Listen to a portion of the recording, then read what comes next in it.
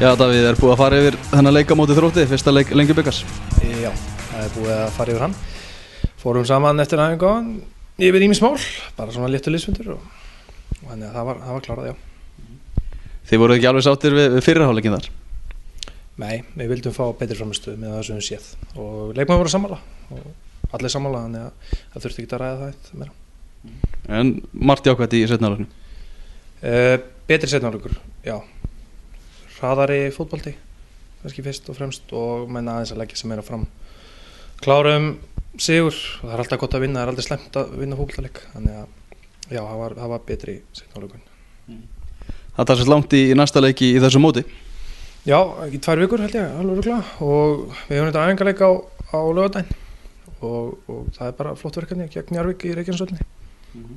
Og hvernig ætlaði að nýta þann leik?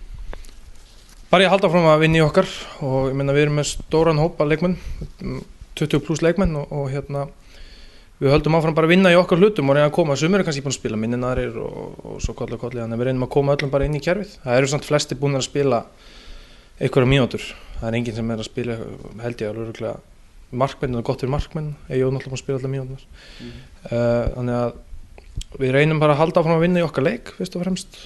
Þessi leikur er hluti af því og kannski þeir sem hafa verið að spila aðeins minn en aðrir þeir fá fleiri mínútur í þessum leik. Og já, frá og með bara núna þá má færa einhverjum Daniel og Lækjunni spila og leiknismennum vantilega spenntir að sjá hann. Frábært, hann er búin að æfa vel og er duglegur og hann er mjög spenntur. Þannig að það er náttúrulega mjög mikilvægt. Hann er búin að fylgjast með leikjum og búin að koma flott inn í þetta. Við erum spenntir fyrir því og hann er spenntur, þannig að það er bara mjög gott.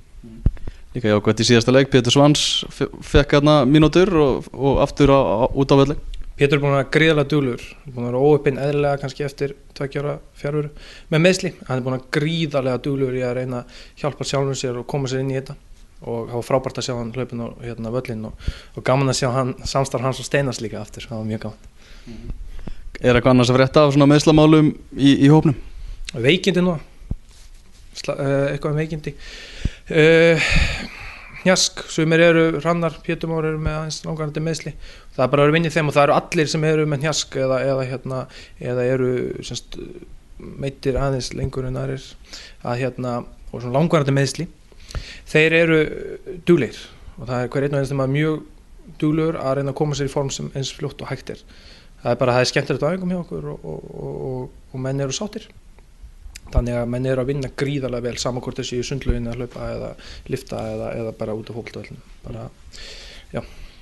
Ef ykkur vill taka Laugardalsrúnd í Reykjanesvöllina, klukkan hvað er leikurinn? Ég held að hann sé alveg örugglega klukkan 12. Þannig að ég reynda sjálfur ekki á staðnum en er á Akureyri með 3 kalla en hann er klukkan 12. Já, hann er klukkan 12.